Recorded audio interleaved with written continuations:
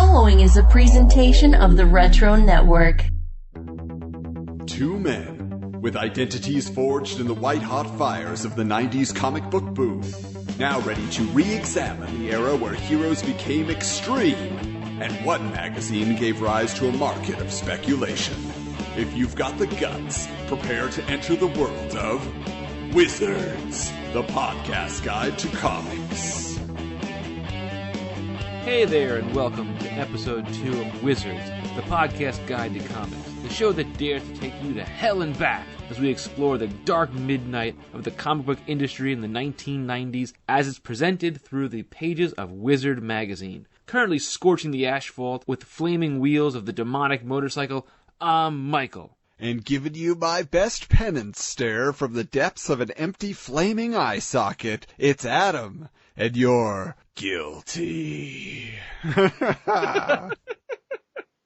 Let's get into it. Yeah. So we had our first episode come out. Great response. Thank you everybody who was willing to reach out to us and let us know your thoughts. Hope to give you much more to chew on this episode as well. Michael, what'd you think about the response? You know, I was pretty excited about it. We got a couple of really nice tweets and people reaching out to us. Do we want to dive into Willie Lumpkin's mailbag and read them out right now? Let's open it up.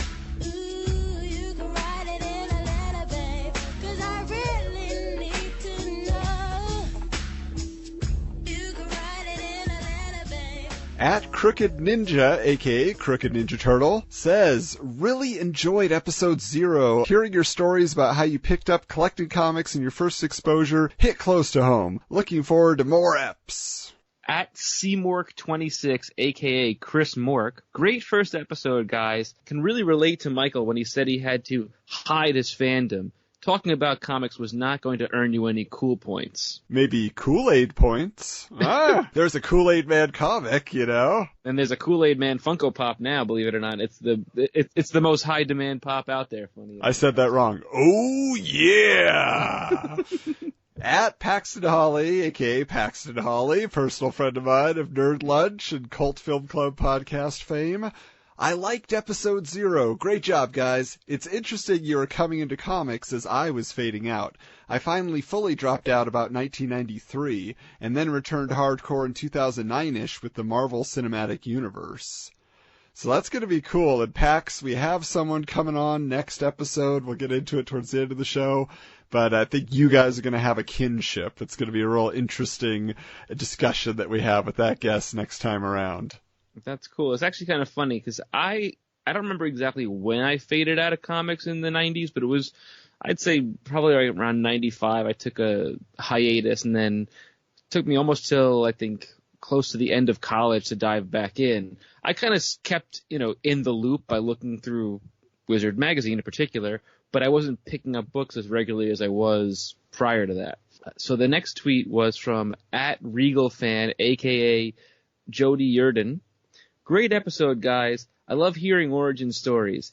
Here's my first book, Detective Comics 553, which is definitely not something a 3-year-old should probably needed at that time. And I don't know if you have seen this cover, Michael, but it is pretty freakish. Like, Batman's got some sort of, I don't know if it's supposed to be like a mask, but he's got this like skull face over his head and he's like struggling for air. Like, it's a real dramatic cover. It's something pretty intense. So you guys should go look that up, Detective Comics 553, and a 3-year-old reading that. Yeah. Pretty nuts. But speaking of skulls, speaking of it all, October 1991, issue 2 of Wizard magazine features a Ghost Rider cover by Javier Saltares. Is that a name that immediately jumps out to you? Not really. Not in a long time. I mean, I had to look it up. Yeah. Me too. It's one of those things. Yeah, it's like apparently he did some pretty iconic Ghost Rider art back in the day, and he was part of that whole relaunch and all of that, but I was not aware of him as an artist, at least not by name. He's probably like second tier, third tier in terms of popularity, in terms of hype. and there's an interview with him in the magazine. What I found interesting was they asked him how he got started in comics, and he's like, I had a friend, Mark. Now, this is another one. Is it Texera or Teixeira? I don't know how you pronounce his name after all these years. I think it's Teixeira, but I'm not sure. So apparently they were friends in high school, and then they both worked on Ghost Rider at Marvel. So I don't know who got who the job. Yeah. But the other thing I found really interesting, too, is they mentioned that he went from Ghost Rider to working on a Flash comic with John Byrne. And I was like, wait, what was that? And then they clarify. They say, is that the one based on the TV series? And he's like, yes. Yeah, if it's based on the TV show, that's pretty cool. Because there was only, and it's not like they did much with the TV show continuity in the comics, but there was a Flash TV special that was kind of like the size of an annual that had a bunch of different stories and then like interviews and things from the behind the scenes of the show. So I guess he was doing a story in that. And that's actually one I've been meaning to pick up because I'm such a fan of that series. Now it's time to take a break and remind you that Wizards, the podcast guide to comics, is sponsored this week by minifiguresmarket.com, your source for the best custom printed Lego minifigures of your favorite pop culture characters. Beautifully designed figures based on classic cartoons, TV, movies, and of course comic books. Pick up Spider-Man's entire rogues gallery like Kraven the Hunter, Carnage, Mysterio, and more.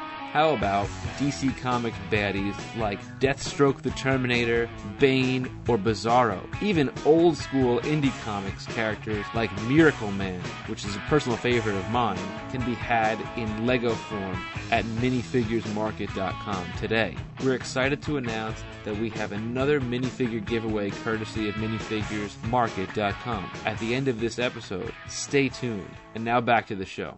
The other thing that's being promoted on the cover here, got your starburst in the bottom right corner, and it's telling you, win a Platinum Spider-Man #1. Details inside. If you recall from last issue, we talked about all the different variants of Spider-Man #1. The Platinum issue, just to remind you, was a very exclusive copy that was only sent to the comic book store owners, so it was kind of like an award to say thank you. So here they're saying you could actually own one of these, because even in the price guide at the time, it was going for like $325. Wow. But in order to win this Platinum Spider-Man #1, at least be eligible, you had to take a quiz. So they actually had a 6-question quiz inside. And I'm going to try to give this to you, Michael. Oh, God, here we go. Let's see if you're going to win a Platinum Spider-Man #1. All right. First of all, he's amazing and spectacular. Spider-Man. Very good, very good. They gave you a softball to start. All right, now, the main villain in Armageddon 2001. We talked about him last episode. Oh, we did talk about it last episode. I forgot about it already. I would fail now. All right, I'm out. I'll give you a hint. It's a type of butterfly. Monarch? There you go. All right. Yeah. I can get you on the butterfly trivia, not the comics trivia for there you go. Crossover event. All right. Number 3. In the future, he is the law. Judge Dredd? Yeah, isn't that weird? They put Judge Dredd in there. Number 4. This is going to be a hard one. Recently impersonated Iron Fist in the pages of Namor the Submariner, which was a John Byrne book at the time. Recently impersonated Iron Fist. While you think about it, just to give you the quick history, so at the end of the Power Man and Iron Fist comic book series, Iron Fist gets killed in a really weird way. I knew that. Didn't Daredevil impersonate him at some point? I think he did, but I think it was later than that. Yeah. Oh, man. I'll give you another hint. It's not a hero. So they weren't impersonating him, and it was a good thing. I'm going to take a guess, and I'm probably wrong, but it's a villain who can mimic other people's movements, and I was going to say Taskmaster. Ooh, see, that's a great guess. You just need to take it one step further. It's a shapeshifter. Got another guess there? From way back at the beginning of Marvel history. I mean, I'm thinking about the original Defenders with, like, Namor and the original Human Torch. That's too far back. That's, like, way, way back. Yeah, I don't Marvel know. Age of comics. So it was actually the Super Skrull. of all people. Oh, okay. So you got to think John Byrne wrote Fantastic Four, so of course he has that connection. And Okay. So anyway, yes. I don't know how many people were reading the Namor comic at the time. I have like 4 or 5 issues just because I love John Byrne. And this is pre-Google, so they had to really know their stuff back then. All right. Now this is another one. You got to know your Ghost Rider lore. The new Ghost Rider insists that he is not this creature. He's not this creature. Who is, the Grim Reaper? Very good guess. So the hint I'm going to give you is that remember at this time, the new Ghost Rider is Danny Ketch. Right. And he's been possessed by some sort of demon. But this Ghost Rider demon says, I'm not the other demon who possessed Johnny Blaze. Do you know his demon's name? My Ghost Rider knowledge is about as much as my advanced calculus knowledge. So. Well, we're going to fix that for you soon here. But it's Zarathos. Oh, yeah, I would have gotten that one right off the bat. I'm sitting in front of 2 laptops here, and I couldn't have gotten that one. All right, here's your final one. You're going to get it. You're going to come off strong at the end. Close it out. Marvel's superhero team on both coasts. Avengers? There you go. All right. So together, our combined knowledge, I will say that we will at least get an entry, and we'll find out if we win that Platinum Spider-Man #1. Well, looking it up on eBay right now, it hasn't gone up much in value. Graded comics at a 9.6 have at $375. Okay. If it was 3 and change then, some people are asking over $500 for it, but on average it's about $375. Fair enough. All right, so we had a little fun up top there. But these are the features in this particular issue, and I will say that it has grown a bit, or at least feels like it's more fleshed out than issue #1. So first off is More Than a Ghost of a Chance, which is that interview with cover artist Javier Soltares. Dracula, the King of the Vampires, because this is October, it's a Halloween issue, Ghost Rider Then and Now, so that's going to give us the history of the Ghost Rider name and characters through the years. Platinum Spider-Man Contest, hey, we just entered. This is a random one. November 22nd, 1963, 12:30 p.m. That's the title of the article, and it has all to do with the writer named Stephen Grant, and he did this comic, and I'm not going to get into it because it's not anything that either of us are interested in. It's like this really weird historic comic. It's a really long interview that takes up too much space in this magazine. Finally, Grading Your Comics, the comic book price guide, trading cards, the new top 100, the best-selling books for the last 3 years, picks from the Wizard's Hat, Wizard Comic Watch, new up-and-coming artist, and that's an interview with Sam Keith, and Find the Zaretsky. I don't know what a Zaretsky is, but there's a picture of this guy. I assume he is a hockey player. It just sounds like a hockey player name. Yeah. And he's got a mullet and everything. So anyway, basically it's like their first scavenger hunt. Find where we hid him in the magazine. Yeah, so there we go right there. We've got our table of contents. Like I said, we're going to get into some of this in our conversation. But first, Wave Rider's Wayback Machine.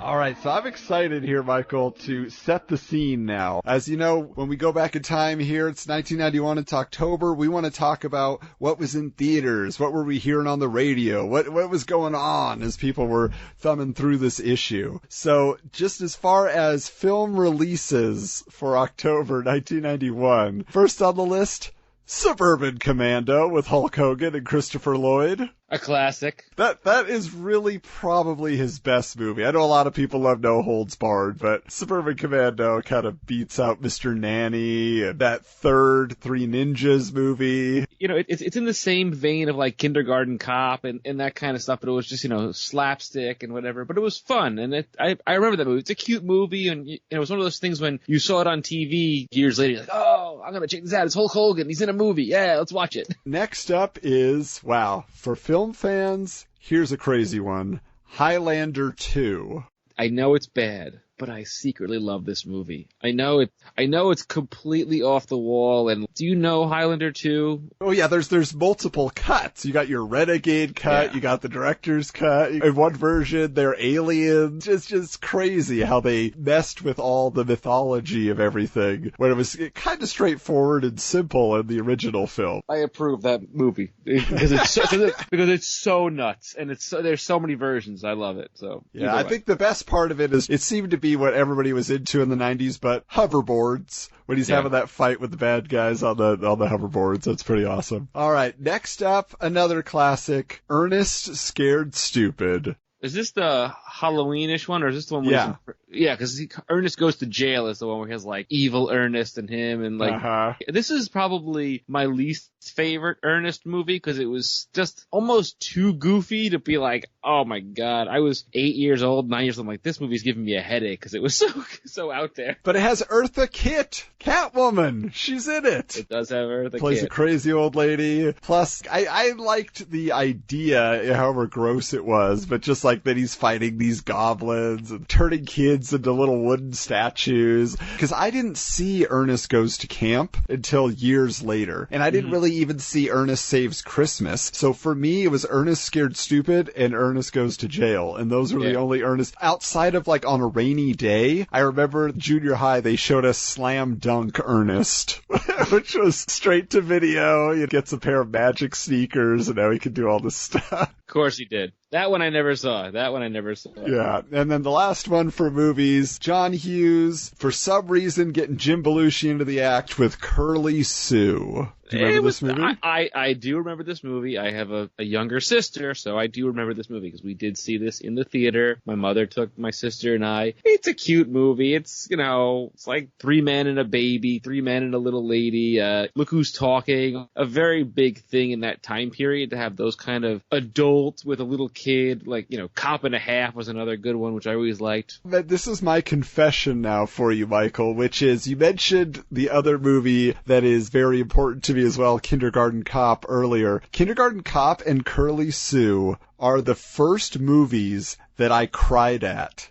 No. Really? I'm only 9 years old when I'm seeing these movies in theaters, and for some reason, there's like the scene where they're like playing piano or something in the rich lady's house, and they're all a family now, and I was so happy that she had a family. And then in Kindergarten Cop, when he's getting taken away in the ambulance and all the kids are chasing after him. Yeah, definitely had that. And the other confession is I saw all of these movies, except for Highlander 2, in theaters, which means I was in the theaters a lot in October of 1991. I can honestly tell you, other than Highlander 2, yes, I was in the theater as well for all of these movies. Wow, see, that's awesome. All right, now moving on to music. If you were going to turn on the radio, it's Hammer time. That's right, MC Hammer released his Too Legit to Quit album, which is really his last big hit, unless you count like the Addams Family rap. I don't think it shook the world the way he wanted it to. I do love this song, though. I loved MC Hammer at the time. I had so many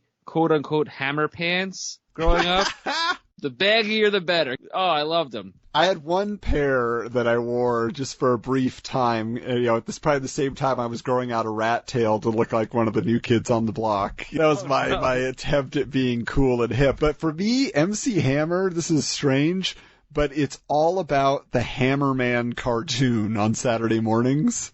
Yeah. So Gramps opened up the bag, took out the magical shoes. They jumped on Stanley's feet, and he soon began to groove. Anyway, it's just like such a funny premise, and the animation was terrible. On that Hammerman cartoon. It was so jerky, but just the premise of it cracked me up as a kid. It was the same era where you were getting like Macaulay Culkin and Wish Kid, where he had a magic baseball glove, and Pro Stars with Wayne Gretzky and Michael Jordan. Pro Stars. Yeah, Bo Jackson, Stars, that's your Bo guy. Jackson, my guy. Let me tell you. But that was the thing. Like, this was the time period where, if you were a major celebrity of some sort, whether it's music or film or sports, they were trying to get every kind of merchandise out for them, whether it was a cartoon show, a comic book. I remember getting Sports Illustrated of Michael Jordan and Bo Jackson. It could like mail away for his autograph, and you could tell it came back and it wasn't the same as the poster. It was like some intern was signing his name somewhere, but yeah, whatever, it's cool. Went so far as to even like Roseanne Barr had her own cartoon show at that point. And you're like, what? Yeah, Little Rosie.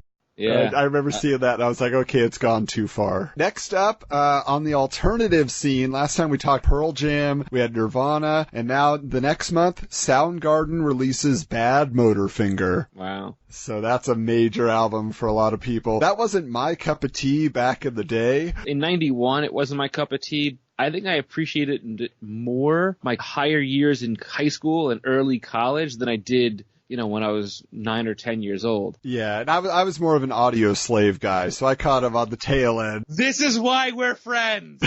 This is why we're friends. I love Audio Slave.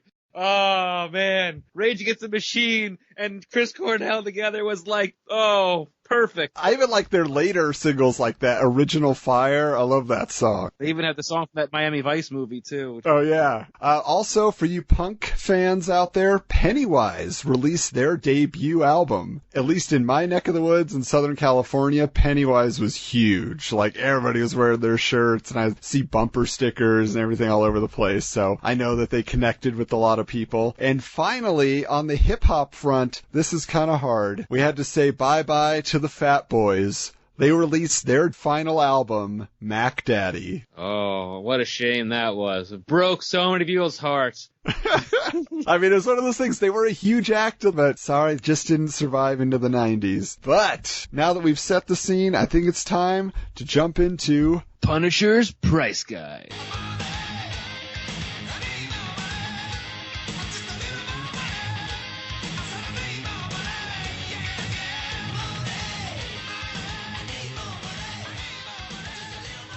So, since we're talking a lot about Ghost Rider here, and again, like I said, my knowledge of Ghost Rider pre-Nicolas Cage is limited. I looked up a couple of issues here.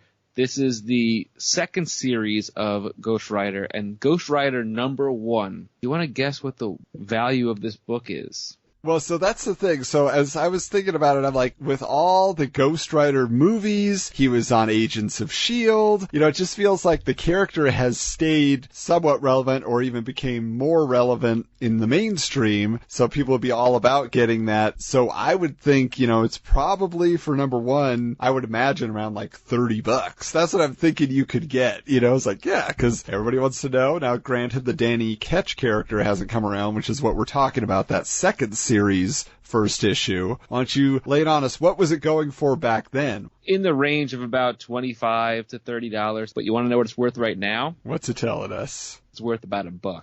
That is wild. Yeah, I think it also, again, falls into that situation where at the time, you know, the first print comes out and it's got a pretty awesome cover on it. It's very iconic. And then they did a second print after that, which had like a glow-in-the-dark cover. And we're going to get into this in a little bit more detail later on in the show. But I think it just maybe, again, fell into that overproduction. And you got all those copies out there. It's just not going to last. Yeah. So I have a story. I believe in our preview episode, I mentioned that I had a chance to get an issue of The Ray #1 signed by Joe Quesada in the early days of my comic book collecting. And during that same visit, my friend's dad had also bought me a copy of Ghost Rider #21 for him to sign, which was a cover that Joe had done. Because it's just a plain white cover, and then you've got this like broken, he looks like he's been snapped apart sort of Ghost Rider, and his flames are out. There's just kind of like a little wisp of smoke coming off him, and he's got this spear shoved through his eye socket that's like connecting him to the ground, and he's just kind of like hanging off it. That was that cover I had, and I was just like, whoa. And then Jimmy Palmiotti, who's a real good friend of Joe Quesada, you know, they do a lot of projects together, he was there too, and he had done a cover. I think he had just like inked a cover of Ghost Rider, and so I got him to sign that as well. Oh man, if you had both their signatures,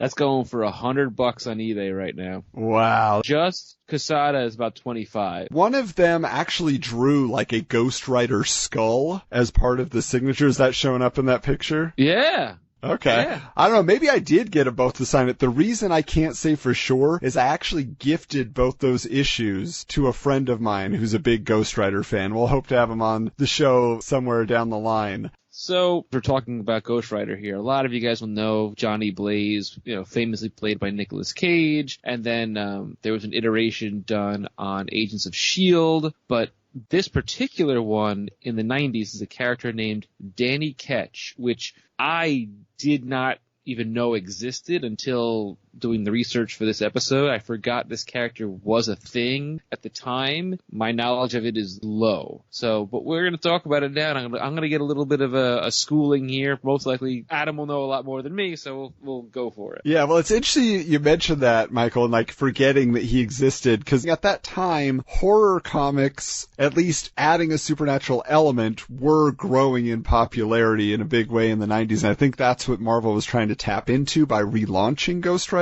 And I think it had to have come from horror movies being such a big box office draw all through the 80s. Mm-hmm. And I think it was just like kids were growing up with that idea of all those supernatural creatures and all that. So why not make one of them a hero, which they had done back in the days. What's interesting, though, is you said Johnny Blaze, we had Danny Ketch in the 90s. But before Johnny Blaze even, the name Ghost Rider originated way back. And they have a whole history here at Wizard. It was actually a 50s comic about a cowboy who called himself Ghost Rider, and he basically would go out and scare all those bandits running around. He would make them think he was a ghost, and he could do like supernatural stuff, seemingly just like with illusions, because he had a cape that was black on the inside, and so he would flip it around, and if he was fighting them at night, he could disappear. They'd be like, "Where'd he go?" Tricks like that. That was actually not even a Marvel comic. That was a publisher called ME Comics.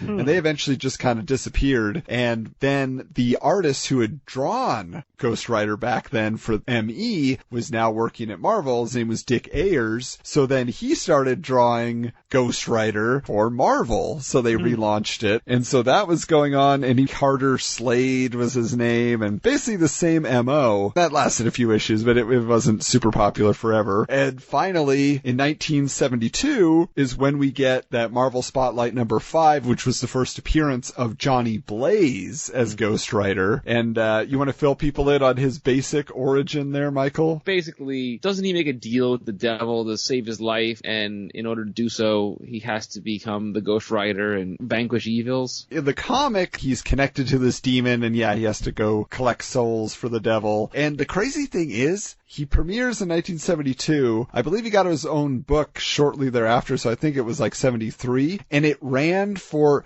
10 years. The series didn't end until 1983. Wow. But eventually he did get released and separated from that demon Zarathos that we mentioned during the quiz. And then Johnny Blaze was free, and that was the end of Ghost Rider with issue 81.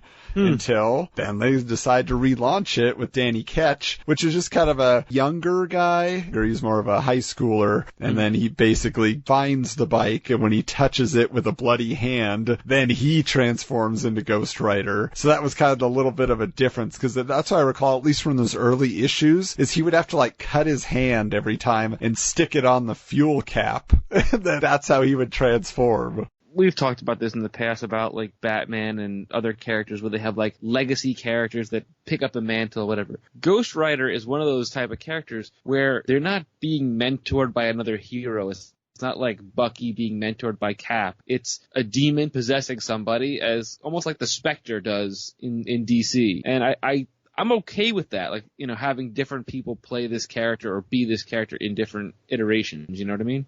Yeah, it's an interesting visual. To me, Ghost Rider has always been that. People would be like, oh, he's awesome, and even there were Ghost Rider t-shirts and posters and everything else. But I think ultimately Ghost Rider is a character that it is hard to stay connected to him, mainly because if you think about it, like the Punisher, for example, has a personal backstory, right? Like he's punishing the guilty because his family was gunned down by criminals, so he's taken it to the extreme. Ghost Ghost Rider is working for the devil and he's not 100% in control of what he's doing, so it's like the human factor is kind of lost. Right. And that's, that's really the thing though. It's these demon type characters, they're very niche, where like a Punisher is just a guy. He's a nutcase, but he's just a guy. He can be killed. He can be wounded. He's got some sort of vendetta. And I was thinking about it just now, and I believe at the time when this Ghost Rider launched, there was like a sequel to Hellraiser that came out around this time, like Hellraiser 2 or something like that, or Hellraiser 3. Yes. So Hellraiser 3 was coming out in 92, like in early 92. So it kind of correlated in the sense that, oh, that's going to be a hit movie. We're going to get Ghost Rider back there, get another demon thing. I bet you that was probably their mindset at the time. I mean, and it did lead ultimately to toys and other ththings. So they did try to develop him as long as they could. But yeah, it was always weird when Ghost Rider would show up as a guest star in an issue of somebody's comic. You're like, all right, well, what's going to happen here? I think he was was he part of that new Fantastic Four? Yes. Hulk and Wolverine and Ghost Rider and Spider-Man. This Ghost Rider was affiliated with the Midnight Suns, which was news to me, the Secret Defenders, not Secret Avengers, Secret Defenders, and the new Fantastic Four. Yeah, that is so wild. They're like, come on, we're gonna push him to the moon, guys. He's gonna do it. But it's not that the Danny Ketch character has disappeared entirely from Marvel Comics continuity, but I think it's not endured as much as they maybe thought it would. But if we're wrong, if you're a major Ghost Rider fan out there, let us know at Wizards Comics on Twitter. We'd love to hear it. You can send it to wizardscomicspod@gmail.com. Let us know if Ghost Rider is bigger than we're giving him credit for at this point. But speaking of big, Michael, it's time to check in on Rob and Todd's hype tally. Oh boy.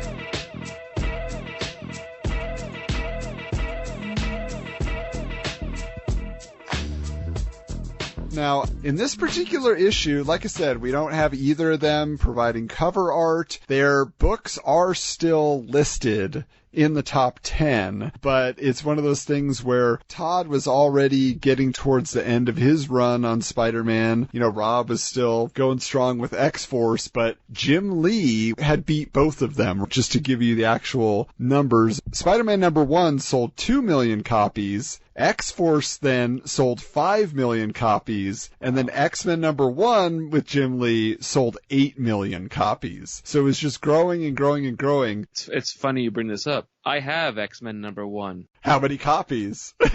I have one. At the time, it was one of those things where I was like, oh, they're doing a #1 of X-Men? I have like a jumping on point where I can pick up from. And I picked up maybe the first handful at the time, but I wasn't, the art was amazing because it was Jim Lee at the time. It was Jim Lee like on his real rise, but the book fizzled out for me pretty quick. But I remember that #1, people were going nuts over that book, and I made sure to get I'm like, I gotta get a copy. Sure, what the heck? Yeah, I mean, I gotta believe that anybody who's listening right now probably has at least one copy in their long box or just in their memorabilia from their childhood. And so I actually have 2, but that's just because I was actually gifted my friend's older brother's comic collection. And so I had my original copy with the gatefold cover that I got the newsstand edition from him. Mm-hmm. But all of that X-Men hype, that being the case, in this issue, we have Rob getting 5 mentions and Todd upping him only by 1 with 6. So as our total goes between the 2 issues, Rob has a total of 13 and Todd is beating him out by 1 with 14. I'm pretty curious to see how far this goes. Like, I want to see the numbers get really high as the months go on. So, do a quick transition here to Robin's Reading Rainbow. Rocky Robin, yeah, Rocky Robin. Blow, Rocky Robin, 'cause we really gonna rock tonight, yeah.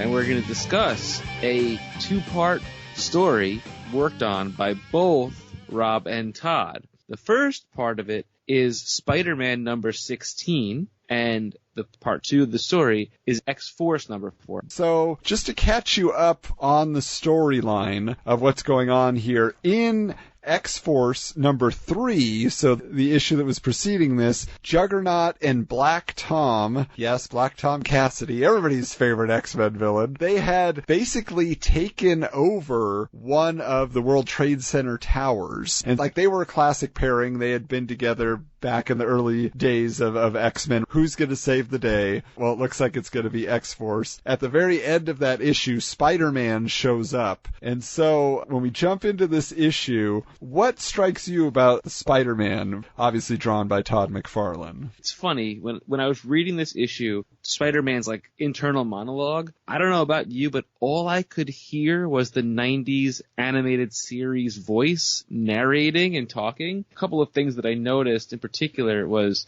the style in which McFarlane draws Spider-Man is so distinct, and even though it's, the eyes are a little bit bigger, certain things are exaggerated, it just felt like, to me, like that's what Spider-Man looked like. But as you go further into this story, and I'm going to talk more about the art, because I spent a lot of time looking at the art, you could see the very over-exaggerated 90s style with the huge shoulder pads and people with gigantic hands and multiple biceps and calf muscles, and it was like super over-exaggerated 90s style art, which is cool for the time and very fun. A thing that I noticed between both books, and I'll talk about this, is Juggernaut in the Spider-Man book is red, and Juggernaut in the X-Force book is brown. Yes. Which threw me off. But the biggest thing, and it's a little weird, and, I know it's sensitive for people, but growing up in New York, and I actually was at Ground Zero 7 days before 9/11 and the World Trade. When I turned the page digitally through Comixology, and you see one of the World Trade Towers destroyed and blown to bits, at least the top of it. It was weird to see that. I'm like, wow, that was there at that time. And I remember I've been to the World Trade Center and I've seen the buildings, and I've experienced it multiple times before and after. And it was just kind of a whoa, oh my God moment where I had to like stop and pause and kind of read the panel around it and see what was going on, because I didn't read the book, the issue prior. So that was kind of jarring and surprising. It's one of those things where, because this is taking place 10 years before 9/11 and even 2 years before the first World Trade Center bombings. Yeah. So it's one of those things, like, it wasn't like they were pulling from the headlines and being insensitive or anything like that. Like, this was just an idea of, wouldn't that be crazy? Like, it couldn't be imagined that would be done. And those buildings were just such an icon of the New York skyline, especially like cinematically. Like, it happens to me all the time when I'm watching a movie. I was just watching the King Kong movie from 1976, the Dino De Laurentiis film, and the whole final act of that movie takes place on the World Trade Center towers. Kong jumps from one to the other, and so it's just one of those things where it was a big part of pop culture in general to think about. Even simpler, I mean, we just had, the Christmas holiday, and we were watching Home Alone 2 the other day, and the beginning, when he gets to New York City, he goes to the top of the World Trade Center, and they have a big helicopter shot of Macaulay Culkin on top of the World Trade Center tower overlooking New York City. Yeah, and even tying it to comics, several years later, when we finally are getting the teaser trailer for the Sam Raimi Spider-Man film, the final shot of that trailer was a helicopter that Spidey had captured the bad guys and suspended it in a web between the two towers, and then 9/11 happened and they had to pull that trailer. Yeah, I remember that. That was such a cool moment, and because part of the movie was supposed to take place there, and they changed it and they did a whole different thing, but they pulled that part of the trailer too. That's right, I forgot about that. The thing that they also mentioned, again, this is without any sort of context for any of the things that would come. The opening to the X-Force issue, they actually are catching you up from what happened in the Spider-Man issue, and it says the situation: mutant terrorists, Black Tom Cassidy and Juggernaut, have blown up one of the twin towers of the World Trade Center. So again, I mean, just the whole connection of all those things you wouldn't expect. Now, moving off that particular kind of jarring topic, one thing I wanted to mention to you, Michael, I know you read this on Comixology, but the special thing about these issues, which was something that McFarlane and Liefeld were always being either challenged chastised by their editors for, but praised by the comic book reading public, was they had changed the format of comics for this. These were to be read horizontally. Yeah. The whole issue is actually you turn it over and then you flip it up and you look at it from top to bottom. So they have like full page spreads, but in a different format than you're used to seeing a splash page, you know? So when we decided we were going to talk about these two issues, before I bought them on Comixology, I went to my local comic book store and asked about these issues. And my friend who works there was like, oh, the Sideways books. I didn't even know. He didn't even have them. And I was like, well, now I got to find these. And trying to read them on the phone was awful, that I just took my laptop out and looked at it on my laptop, because it's just, you don't get the perspective. And now I want to find the books and actually like hold them in my hands and look at it that way too. Yeah, they're pretty neat. Like I said, I was lucky enough to get like the first 7 issues of X-Force from my friend's older brother, so I'm actually flipping through them here. And this is the other thing I wanted to mention between them, is that, you know, this is an opportunity where McFarlane is drawing X-Force, so that's kind of a big deal. He's drawing Rob Liefeld's characters, and I will say that I'm not a super huge fan of McFarlane's style in general. Like, I really obviously love his Spider-Man, and I like his Juggernaut, but the way he draws the X-Force characters, they just look kind of weird. I feel like Liefeld works a lot better. Again, it's just one character, but his Spider-Man looks better in comparison to McFarlane's Cable. I don't know if that jumped out at you at all, Michael, just the differences between the way that each artist is drawing the same characters between the two books. So I'm a big Cable fan, and the way that McFarlane drew Cable in this, there's a particular panel where the armor that he's wearing is so over-exaggerated and big. I'm like, this dude could never move. Like, there's no way, like, how does a person move with armor that big? It's impossible. And it took me out of it a little bit, but yes, like, you could clearly see the difference in their styles. I like McFarlane's Spider-Man better than I like Liefeld's Spider-Man, but I do like Liefeld's Cable better than I'd like McFarlane's Cable. I will agree.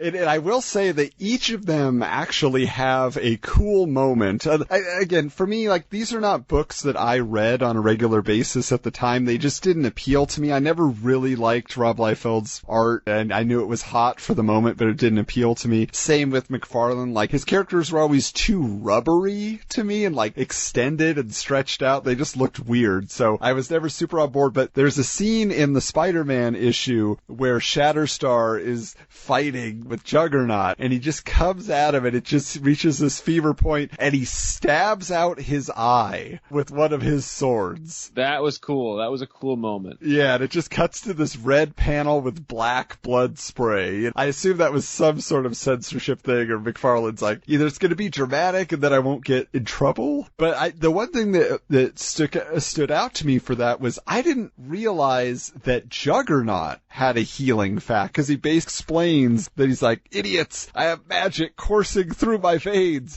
It protects and heals me at a rate far greater than yours. I can already feel it working. There, I can see again. You know, I was like, huh? Like, I didn't realize that was part of Juggernaut's power. I just thought once he got going, he couldn't be stopped. I wonder if sometimes artists or writers kind of like shoehorn abilities in just to tell their story. Like, you know, Superman is a classic case of this, who's gotten like random powers periodically. Like, oh yeah, he could do that. I haven't seen the new Star Wars movie, but I've heard that they gave them new abilities that never existed before, but it was to tell the story this way. And I'm like, all right, they kind of just shoehorned in a little extra powers. Who knows? But yeah. I feel like that was probably the case in this story. Well, and I feel like at this point, you know, Rob and Todd could do no wrong. So they're like, yeah, just let them do it. The kids want to see this. But speaking of which, so on Rob's side, in his issue, also a moment featuring Shatterstar. They must have both just loved this character. Like, let's let him do cool stuff. But there is a moment which to me was a little sacrilegious, I guess you would say, because they do a fastball special, and they call it that, but in this case, instead of Colossus throwing Wolverine, it's Warpath throwing Shatterstar. I saw that. Yeah, it's kind of like, well, I don't know. I can tell you're a fanboy yourself, Rob, and that's why you're putting that in there. But it just feels like that's the move for one character and one character alone. Only Wolverine gets thrown.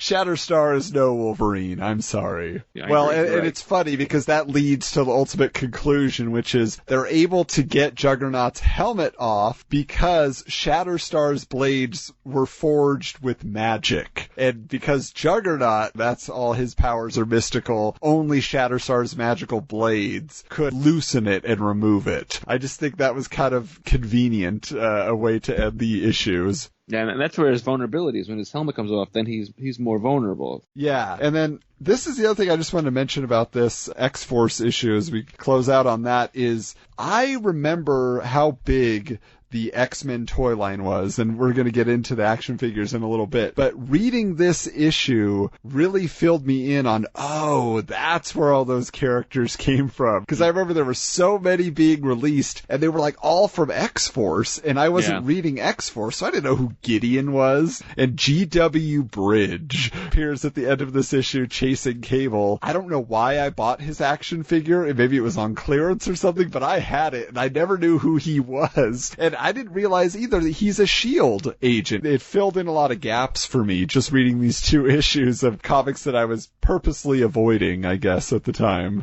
It did kind of bring me down memory lane, but also made me realize why I wasn't reading certain books at the time. Like, yeah, I can see why I missed this. One thing I did like about the X-Force issue is how, like, there's a single panel where Deadpool kind of appears and he kidnaps a guy in it, and that was kind of cool, because I don't know if at this point has Cable met Deadpool yet in the comics? I'm not really sure. I don't know, because it's pretty early on in the X-Force run. Yeah, we'll hear from people online, I'm sure. They'll tell us. They certainly were not the mismatched duo that they became in later years. Yeah. So this Spider-Man issue is the final of Todd McFarlane working at Marvel. And there's a little panel, a little blurb right at the end that says, "To all you readers of the past few years, thanks. It's been a blast, Todd McFarlane." And that must have caught so many people off guard. I don't think that was being promoted. That wasn't something that Marvel said, like, well, get this issue because it's going to be the last one. You think they would do that, that they would put that on the cover or something and make a big deal about it. But I think at the time, they were not 100% aware because in the letters section at the end, Todd writes a little goodbye letter essentially to everybody. And he says, "Well, folks, I know you don't want to hear this, or maybe some of you do, but this is my last issue of Spider-Man for the foreseeable future." Then he thanks a bunch of people, but then he goes on to say,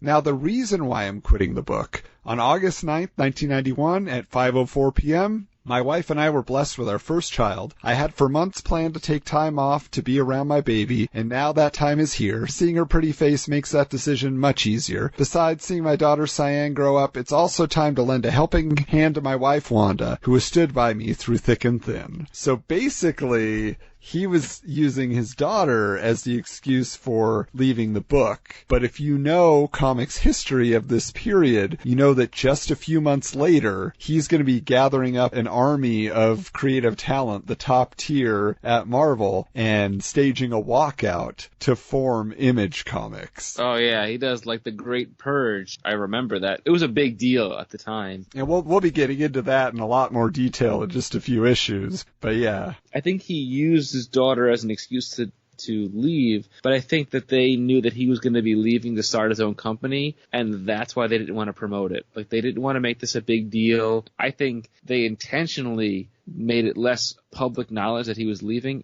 in order to maybe blind people from knowing that. And it's interesting, too, because they actually mention here, "I hope all you Todd fans will stick around, even with Todd leaving. We've got some special events lined up to entice you to do so." And then they talk about how, the next issue, Spider-Man dies. It also features Thanos. They talk about Eric Larson coming in for a few issues. And so it says the next great era of Spider-Man is about to begin, and you'll be here for it. So the ultimate story is very interesting. thing. It's going to kind of blow the top off the industry at this point. Because remember, Marvel is the top-selling publisher at this time and has been for coming up on 2 years, and they are the big dogs in the industry. And so with the idea of McFarlane off this book was certainly going to damage their sales. They still had Liefeld, doing X-Force, but they were about to sour their relationship with him pretty soon as well. Speaking of major artists or writers leaving Marvel, there's one other huge change where Chris Claremont, the long time writer of X-Men, is leaving Marvel. There's an interview article about that in Wizard Magazine. Yeah, well, what's very interesting about this is, like Michael said, he'd been on the books for 16 years. He had been writing Uncanny X-Men. And remember, the X-books really were the best-selling books for all those years. So he was their guy. He was the one keeping the lights on at Marvel. They'd have a few big stories here or there, but he was the constant. And now what are they saying? Jim Lee is in. Everybody loves his art. Okay, we're going to launch a new X-book. So there's going to be Uncanny X-Men, and Will Portacio is going to do the art on that book, and then Jim Lee is going to be doing it on this new book, just like we gave Todd his own Spider-Man book. So again, Chris Claremont, this initially, if you read the interview, is just him saying, well, there's going to be 2 X-Men books. Originally they wanted to do like a bi-monthly thing, and they just wanted it to be the same story, but in 2 different titles. I said no, and it goes on to explain basically, oh, well, I love all the characters, so I want to use all the characters, so that's why I'm writing both books. And then at the very end,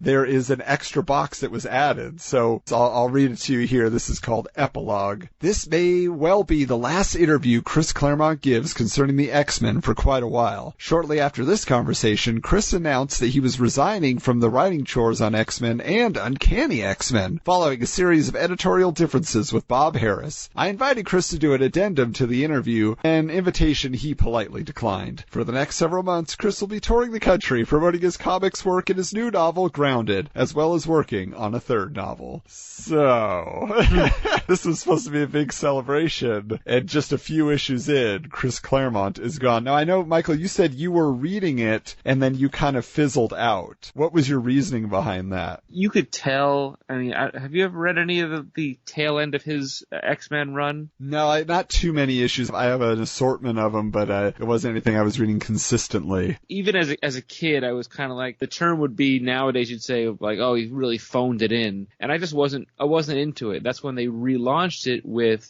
Jim Lee. I was excited for that too, but I could never really get myself hooked onto X-Men in the comics, whereas I loved the animated series and I've loved most of the movies, but the comics at that time period I wasn't a big fan of. Nowadays I'm a little bit more into X-Men than I was then, and I look back at some issues this past week, I was like, wow, it just doesn't do it for me. I was like, alright, whatever. It feels like throwaway stories. Yeah, well, and here's the thing with what was going on there. It mentioned the editorial differences with the X-Men editor Bob Harris. Now, if you want the real story behind what was going on, you can actually go, if you're an Amazon Prime subscriber, and it might be at some other streaming services as well, there's a documentary. It's called Chris Claremont's X-Men, and it's basically just interviews with him and all his other collaborators over the years, talking about his run. Again, 16 years. He started in 1975. He ends in 1991. And all of his writing experience and what went into making it such a great book, how he developed the characters, why he loved them. But when it gets to this part, what he says is basically, I was willing to work with Jim because Jim didn't want to be just an artist. Jim wanted to help co-plot the book, and I was okay with that. But what happened was Jim wanted more control, and he wanted to direct the stories, and since he was drawing it, he would wait until the last minute to turn in the pages, because the Marvel method, for those who don't know, is the writer and the artist, the writer gives a basic plot outline, and then the artist draws it all out, embellishes, and creates the story visually. Then the writer comes back in, and they put in the dialogue that makes it all fit and work together. That's what Stan Lee and Jack Kirby did back in the day. But Chris Claremont was getting upset because Jim was not following his plots. Jim was creating action that he had not put in there. And then all he could do at the last minute was write a few things of dialogue to try to make sense of it. And and then it would go to the stands. And he saw what Jim was doing, and he got really mad. So he just basically said, look,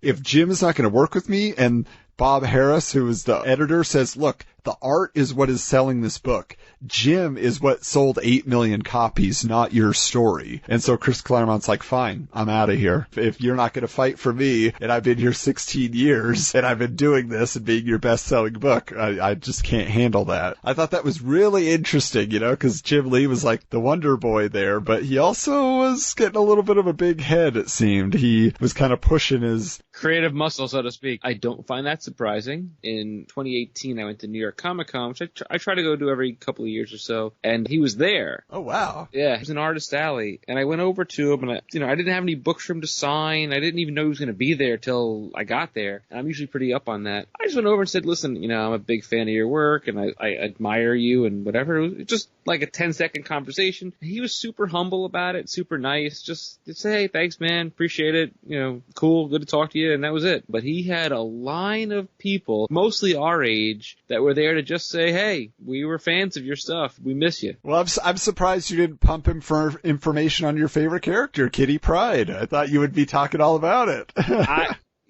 There was so many people there that I just didn't want to chew his ear off and everything. It was kind of one of those things where it's like, hey, if I went back later and he was by himself, I would have asked him more. But a year or two prior, Stan Lee was there right before he passed away. And I waited online for 4.5 hours to meet Stan, and they were charging $100 per autograph, and all he would do was sign and you move on. And at 4.5 hours, the security guard said, Stan is tired, we're cutting the line, he'll be back in 5 hours. You can stand here and wait, or you can come back the next day. And I just couldn't stand there and wait any longer, and I didn't get his autograph, and I regret it, but that's the closest I'll ever be to that kind of greatness. So let's dive into a little Guy Gardner's Gimmicks A Go-Go. How bizarre! How bizarre! How bizarre!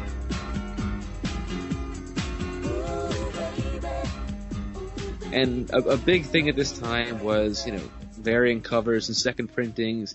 And in this particular issue of Wizard, they were talking about a couple of glow-in-the-dark covers. One from Sandman Special Number 1 and Ghost Rider 15. Two books that I never really read, and I know that Sandman is very revered as a comic, but by the time I was trying to get into it, it was so far in that I'm like, I am never going to be able to catch up. But I respect it as a story, and it's a cool book. I think it's just hilarious that a Sandman book needed a glow-in-the-dark cover, because when you think about it, the Vertigo line was like the prestige line of DC Comics, right? This is the heady, for the intellectuals to enjoy Sandman. And so to me, it was one of those things where the idea of a glow-in-the-dark cover on Sandman Special Number 1 is like, you really don't need it. And I'm sure DC was just doing whatever they could to sell any books at that point. And if you look at the cover itself, it's actually it's a standard Sandman type cover, but what it does is it has these markings, because Dave McKean, who did those, they were just lots of mixed media, random stuff, making the images up. And so you're like, oh, okay, they're just some white shapes. But then when you turn off the lights, then it makes a face out of those shapes. And so that's what it was. That was the gimmick. I could see the eyes and the mouth and the nose. It's one of those things where you wonder, did Neil Gaiman really want that? Would he have liked that? Probably not. He had to be embarrassed, I'm sure. He's just like, whatever. He's like, you're messing with my masterpiece. Why are you doing this? And then, Ghost Rider 15 had a big glow-in-the-dark Ghost Rider head on it. But what I find interesting about this is that this column, Collecting Comics in the 90s, that Pat McCollum would write each month now, we're seeing, the idea of a second printing, for those who don't know what that is, basically what it came down to was, okay, a book sold much better than the publisher thought. So the retailers are selling out, so they're asking for more of that issue so they can sell more because everybody wants to read it. So then you do a second printing. And what Pat mentions here is he says, going back a year and a half ago, second prints of comics were considered no more than reading copies. These reprints were a simple way to supply dealers with enough copies to satisfy their customers. Rarely did these second prints experience a price increase, and when they did, it was next to nothing. So there was a time where it was just like, oh, well, it's not that original printing, so it's worth nothing. But then Then he goes on to explain, this all ended with the release of Spider-Man number 1. Marvel took a book at the time that had the highest print run in history, 2.8 million copies, and reprinted it with a metallic gold cover, causing a nationwide stir that rocked the industry. The public considered it a new book, or another variation on the original, which created something unprecedented. The gold second print has surpassed the first printing in popularity and value. This reading copy was now the book to own, and the floodgates were open for future second prints. Marvel was saying, okay, well, if the book was popular and we re-release it with a new cover, then people are going to want that because they want to collect all of it because now it's going to be worth money. And apparently they were worth money. I find that interesting thing because I never paid attention to a first print or a second print. That was not something that computed to me at the time. Did that ever jump out at you, Michael, when you were grabbing a comic off the shelf? At the time, no, not at all. You see it a lot more now, and your comic stores will tell you, oh, it's a second printing, whatever. I still don't care all that much. If I'm going to read it, I'm going to read it. If it's, if it's something that I want to get for a collector's value, I try to go for the first printing if I think it's going to be a big book, but it still never seemed like a big deal to me. This is funny to me. So if you remember last issue, they said, well, you can't just slap a fancy cover on a piece of junk and expect it to sell. So his closing statement is pretty contrary to that now in some ways. He says, now don't take all this the wrong way. Second prints are not a bad thing, quite the contrary. The fact that these new books are unpredictable is fantastic. This industry could use more of this type of product, items which stir up the waters and keep people guessing. If this industry wishes to expand and come close to reaching its potential, comic book companies should continually explore new ways to increase their readership. This is one of the many projects which is helping comics to grow tremendously. Let's hope the companies continue in this direction and don't sit on their hands, keeping the industry at a standstill. So now it's basically like, gimmick covers? Yes, that's what we need. I don't even know if that has continued. Would you say that that is, even to this day now, something where people say, oh, well, the second print with this cover is worth more? I don't think any second printing is worth more than a single first issue. Maybe last year when Batman Damned came out, they did a second printing because I don't know if you know, but the first printing had Bruce Wayne fully naked in this particular issue. I did not see that. And the reprinting, they edited that part out. All right. So let's dive real quick into Gambit's deck of cards.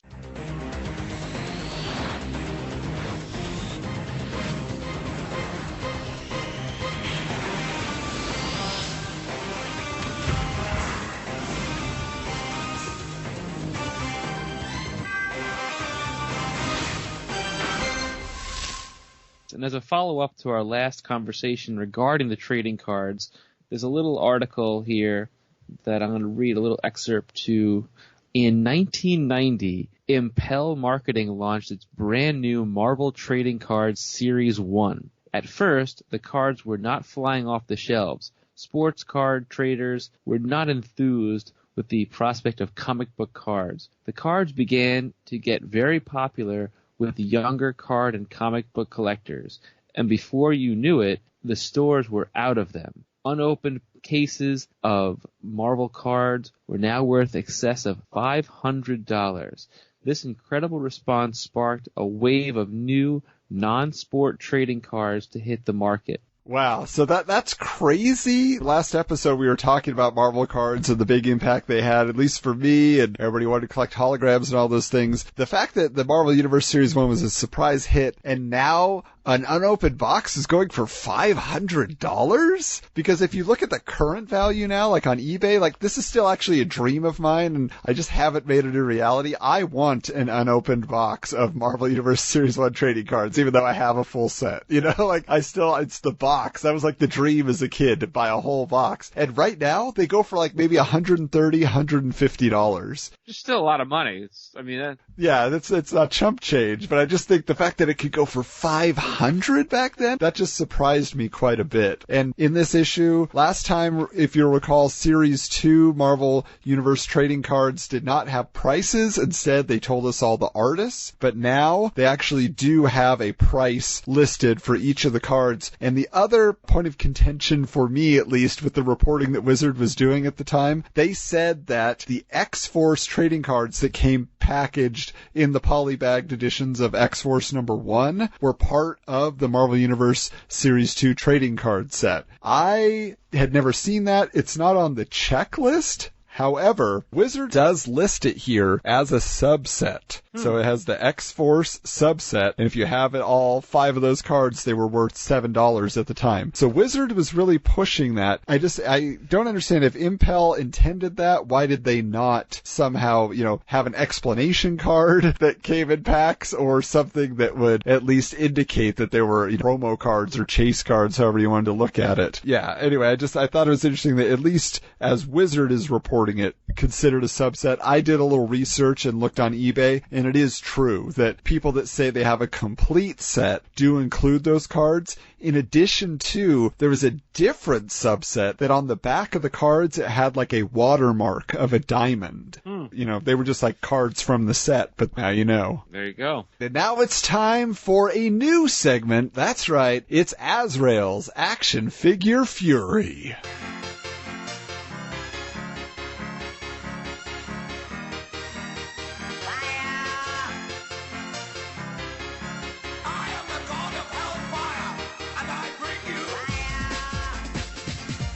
So, in the last issue, number 1, they did include an action figure price guide, but it was literally just saying, okay, Mattel's Secret Wars figures, Kenner's Superpowers figures, and the Toy Biz Batman movie and DC Superheroes figures, and it just kind of listed them on one page, and that was it. With this, they've actually turned it into a full feature section from a guy named Brian Cunningham called Toying Around, and his logo is pretty fun because it apes the Superpowers logo with like the stars jutting out from it. Yeah. But I love his perspective because action figures, I have to say for me, were one step above my comic book collecting as a kid. Like, I was reading the comics, but I was more obsessed with the action figures based on the comics. Oh, same. 100%. And he mentioned something really funny here, though, to open up his article, which I think all of us have felt. Do any of you have any idea how difficult it is to buy a toy these days without a crazy gaze from the cashier person?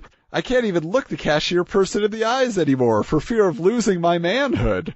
That was one of those things where the idea of an adult collecting toys was probably even more shameful than an adult collecting comics. Would you agree at that time, Michael? Well, let's put it this way. As an adult now, in 2019, who collects toys, I still get funny looks if I go to a CVS and I say, oh, look, the Marvel Legends Fantastic Four characters are here and I'm going to pick one up. Every single time the cashier looks at me like, sir, is this for you? And I kind of look at him like, yeah, it's for me. Don't judge me. So that doesn't go away. But to me, I feel like retailers, at least some of them, are recognizing the adult collector market. I mean, obviously Toys R Us, before they went out of business, they were catering exclusively in their action figure aisles, it seemed, to the adult collectors, and their prices reflected it. It was ridiculous to try and buy anything at Toys R Us. But Target now has filled Target. The void. They got their Big Nika time. section. They got everything. They have the adult collector figures section. So I feel like there's less shame now. But back then, I mean, we were kids, so we could buy as many as we wanted. I will just mention my one embarrassing moment of buying toys was more about the gender politics of the time. This is a little off comics, but I think it's worth it because we're talking about the 90s here. One of the biggest TV shows in the 90s was Beverly Hills 90210. And I was watching it not really because I was into teen soap operas, but because I was interested in girls, and I thought that the way to talk to girls, you had to know what they liked, and they liked 90210, so I'll watch it, then I can talk to them. They did like the 90210. That's true. I bought the trading cards, and then I would talk to these girls that I thought were cute. I didn't realize I was being put in the friend zone at the time. But at one point, I went too far. And I went to Toys R Us. You bought the Barbies. I bought the Brenda doll, the Shannon Doherty, because it came in a bikini. And I was like, oh, this isn't bad, because they were always at the beach and stuff on that show. And so I felt totally okay with it until I got to the cash register. And my mom the whole time is like, are you sure you want this? You don't usually buy these. And so we get to the register and she's like, you better really play with this because this is weird. And there's people in line, and I'm like, Mom, not me play with it. She's gonna play with it. Like this imaginary girl we were getting it as a gift for. You know? And that was like my pure moment of embarrassment. After I bought that doll, I was done. You know, no more 90210. That's pretty good. That's pretty funny. But what were the big action figure lines around this time that you were super into, Michael? The Marvel action figure line and G.I. Joe. I was a big G.I. Joe guy. And I don't know if you remember this. Knowing you probably do. There was a place, I had like a layaway thing for a Michael Knight and Kit car. Yeah. I had that, and I was obsessed with that thing. Oh my god. I got that at a garage sale when I was like 11 or 12, and I was so excited because you would flip the license plate, and then it would make Kit talk. Yeah. Mine was missing the doors, but I was like, it's still cool. The doors fell off! Mine, the doors fell off in like a week.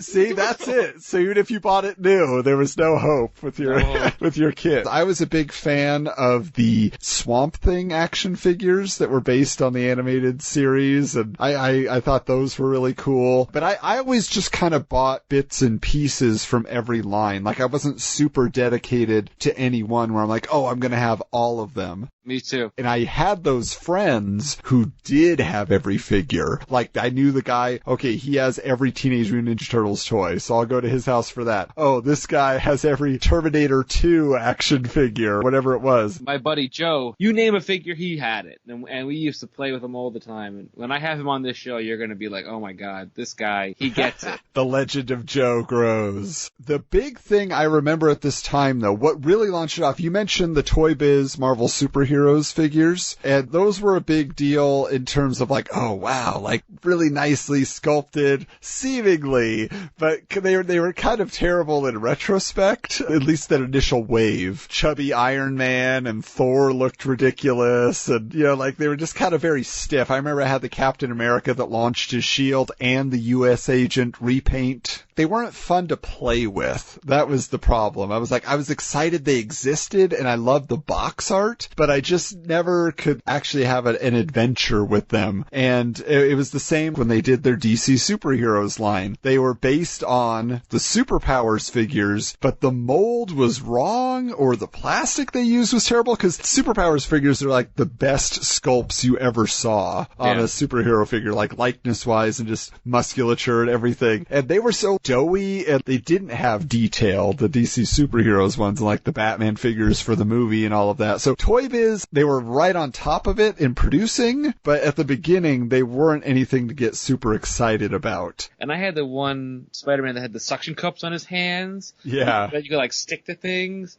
And like all the paint from like the spider webbing on his costume wore off after a short span of time, and Captain America's red on his chest wore away, and And that's what I think it was at this time, is collectors, or at least comic book fans, that was all you had. And those were the representations. You were just happy to have anything. And then what happened, I think what really kicked it off, was when Toy Biz released the X-Men figures, that first wave, and they had these like giant ads in the comics that were like full color. Mm-hmm. They would like shove either in the middle or on the back cover of a comic, and they were beautiful, you know, with just like Wolverine. Like, it was kind of goofy. His mask could be worn as a ring. That's what they were selling it to you as. Like, I remember that now. Or Magneto had little magnetic parts that could stick to him and all that. You know, I thought the Nightcrawler was probably my favorite of that grouping, because he had a cool pose, and he had the suction cups so you could stick him to things, make him hang upside down. But I remember my friend Eric and I, before those figures came out, we were like, what if they made X-Men toys and like Cyclops' visor lit up, and then you could like make stuff move and it would explode? And then we saw him on the shelf and we're like, oh, they made it. They were listening. They made our idea. That's pretty funny. Because I had the Danger Room playset at one point, and that's what it would do, is you would like point and click, and you'd push a button, it would split something open, as if Cyclops had blasted it. Yeah, so, you know, we could obviously talk about action figures and toys till we're blue in the face, but let's dive into a little something I like to call, What the? Do you have the time to listen to me whine about nothing and everything all at once? I am one of those melodramatic fools, neurotic to the bone, no doubt about it. So, I wanted to ask you, and I've been wondering this, because we've known each other now for a couple of years, and you're one of those people that's like I feel like you're like almost like a cultural anthropologist, because you like know pop culture things. Like, I can't even wrap my head around some of the stuff that you know. And did you get a Troop Beverly Hills VHS for Christmas? Is that my personal superhero, Phyllis Neffler from Troop Beverly Hills? Well, yeah, I mean, one of the things that I do, if you've heard one of the special episodes we did here on the Retro Network talking about VHS collecting, I always had obviously an affinity for films. We both do, but VHS was always very special to me just as a format. And I can't take all the credit for this, but if that's the specific vein you want to go, I have a collection of every Dead Media release of Troop Beverly Hills. If you don't know this movie, 1989, it's about Shelley Long leading a group of, they're called Wilderness Girls, but they're Girl Scouts, and they're all rich and uppity, and they have to learn how to survive in the wilderness. It's just a very funny movie filled with a lot of 80s cameos. I know it well. I had a friend in high school that we used to watch it all the time. She was obsessed with it. That's awesome. So when you say Dead Media, do you mean you like have like a Betamax of it and like a laser disc of it as well, or like? Yeah, so basically every form that it's ever been released in for home video, I own. There was actually not a Betamax release, surprisingly, but every VHS release, there were several different versions. There was a clamshell case. I even have rental copies that I bought from the rental store where we used to rent the movie. Like, I have that version I rented as a kid. I have a version on Video 8. Yeah. Have you heard of that? Oh, yeah.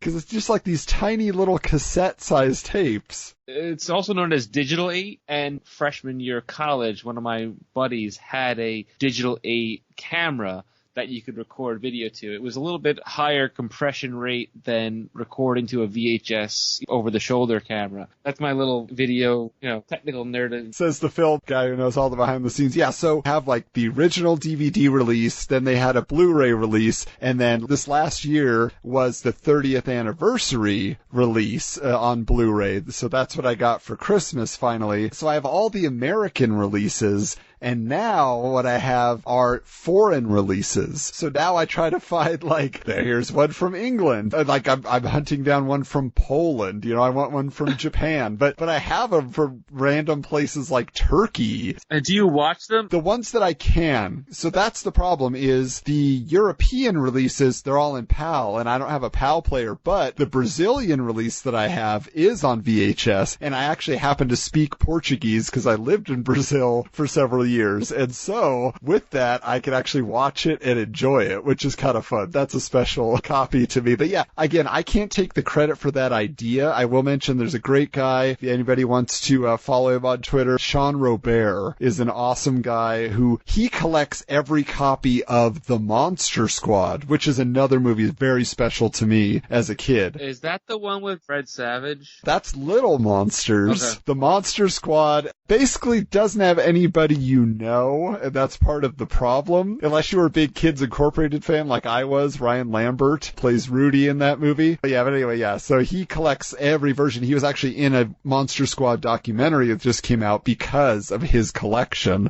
And so I'm trying to do the same with Troop Beverly Hills, although I don't know that I'll ever be in a documentary about Troop Beverly Hills. Dude, you never know. Never, ever know. All right. Well, this is my question for you then, Michael, as we close out here. So you've mentioned that you collect comics so often based on the covers. And one thing that has bugged me for many years is the cover is used to sell the book. Really, that's the first thing that gets anybody's eye. But when they do like a painted cover, for example, but it doesn't reflect the art that is on the inside. So they get a different artist than is doing the interior work. And that has always frustrated me. You know, it's like if I see a painted cover, I'm expecting Marvel's or Kingdom Come. Like when I bought Earth X, which is a series I love that Alex Ross helped to write, but he did all these covers for it. But then when you open it on the inside, it's a different artist doing the art. It's not painted in any way. This character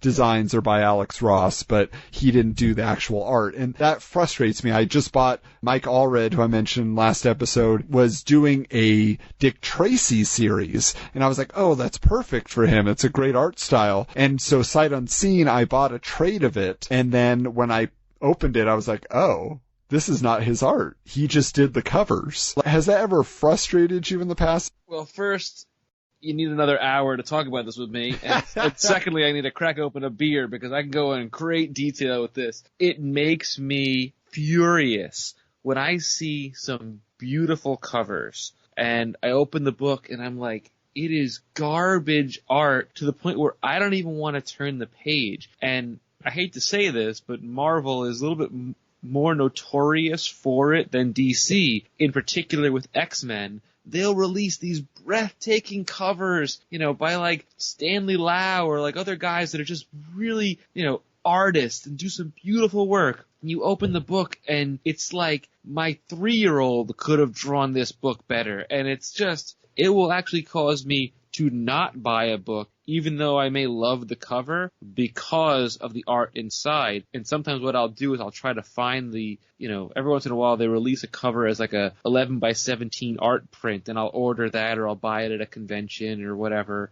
But that makes me so mad. Before I knew any better, I'd go and I'm like, oh, that's a cool cover. I'm going to grab that. I get home and I look at it and I'm like, I just wasted $3 or $4 on this book and it's just awful. But yes, that is a big pet peeve of mine. 100%. All right. So I'm glad to know we're on the same page there. And as we close that, I just want to mention, so we talked a lot about X-Force in this. We talked about Todd drawing Rob's characters. And I recently was looking through this copy of a catalog called Advance Comics. And I don't know if you ever read this back in the day. It was just a huge catalog. And I remembered having an issue and I looked for it on eBay. I was like, there it is. And basically it just, you know, lists everything that was coming out for a certain month. You could order it ahead of time. I assume it was more for retailers, but either way, inside one of the books that it was advertising was X Farce. And what they said was it was just a parody, you know. It says actual cover will be Todd McFarlane. Really? But, you know, obviously the inside art was not going to be the case. So I just thought that was hilarious. Like the idea that Todd McFarlane, yeah, he did one more thing in that vein, but this time he was taking it, you know, to the nth degree of ridiculous. Anyway, I've enjoyed this conversation. We love hearing from you, so please reach out to us because we can't wait to hear more. But before we go, got one more special thing for you.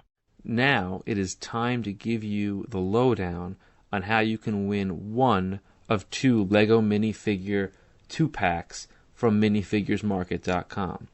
In honor of our second episode, up for grabs are a Superman versus General Zod or a Silver Surfer versus Galactus set. All you have to do is tell us your favorite superhero showdown in comics. Could be hero versus villain or hero versus hero. Just make your choice known with a short explanation as to why, and if you can let us know what issue where the team up took place, all the better. You can tweet your response to us using the hashtag WizardsBattle or email your entry to wizardscomicspod@gmail.com. There's 2 chances to win, and the winners will be chosen in a random drawing. So good luck, geeks! And that's it for this episode, folks.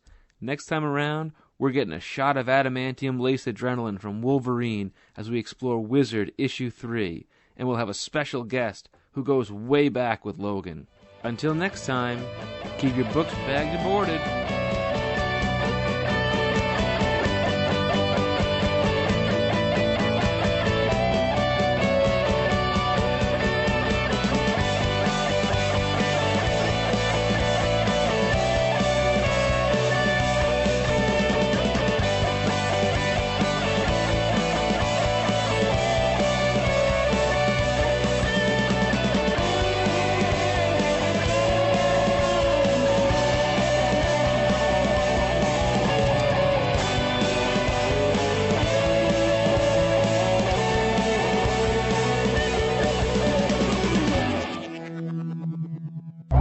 This has been a presentation of the Retro Network.